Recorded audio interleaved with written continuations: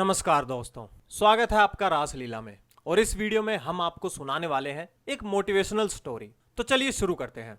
Japan में Nakamura नाम के एक मोटिवेशनल स्पीकर थे। जापान में उनका बहुत नाम था और सब लोग उनका आदर सत्कार करते थे क्योंकि नाकामुरा के सुझाव अमल में लाने के लिए सरल और आम जिंदगी से जुड़े होते थे। नाकामुरा सिर्फ एक मोटिवेशनल स्पीकर ही नहीं थे, बल्कि एक सफल उद्योगपति भी थे। वो आम जनता से जुड़े रहने के लिए अक्सर स्पीच दिया करते थे। इतना ही नहीं, वो हर साल एक कंपटीशन के जरिए 3 लोगों को चुनते थे और आखिर में उन 3 में से एक को चुनकर उसको साल भर ट्रेनिंग देते थे ताकि वो भी एक सफल आदमी बन सके। अब उस साल प्रतियोगिता का समय आया और हमेशा की तरह 3 लोग चुने गए। अब इन तीनों को नाकामुरा से मिलाने के लिए एक दिन पहले बहुत बड़ी पार्टी का आयोजन किया गया।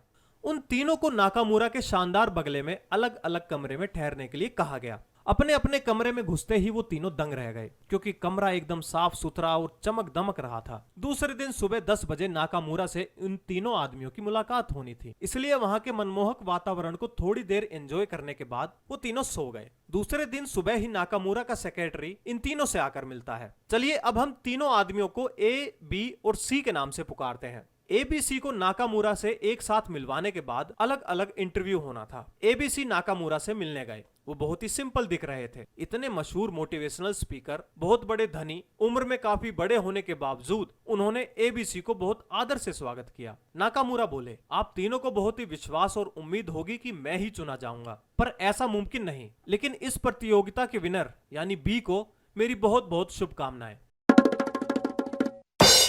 ये सुनकर तीनों एकदम भुचक्के रह गए। नाकामुरा, हम तीनों से मिले बिना, हमसे कुछ पूछे बिना ऐसा फैसला कैसे ले सकते हैं? नाकामुरा बोले, आपके मनोभाव में समझ सकता हूँ, पर इस निर्णय के पीछे के कारण को मेरे सेक्रेटरी आपको बताएगा। चलिए हम भी देखते हैं पहले ए के कमरे को। कमरा जैसा दिया गया था वैसा नहीं था। आधा गीला टॉवल बिस्तर पर पड़ा था, अखबार टेबल पर बिखरे पड़े थे। ए ने अपनी हार स्वीकार कर ली। बी और सी के कमरे जैसे दिए गए थे वो वैसे ही थे। ऐसा लग रहा था कि उस दोनों कमरों में कोई गया ही नहीं।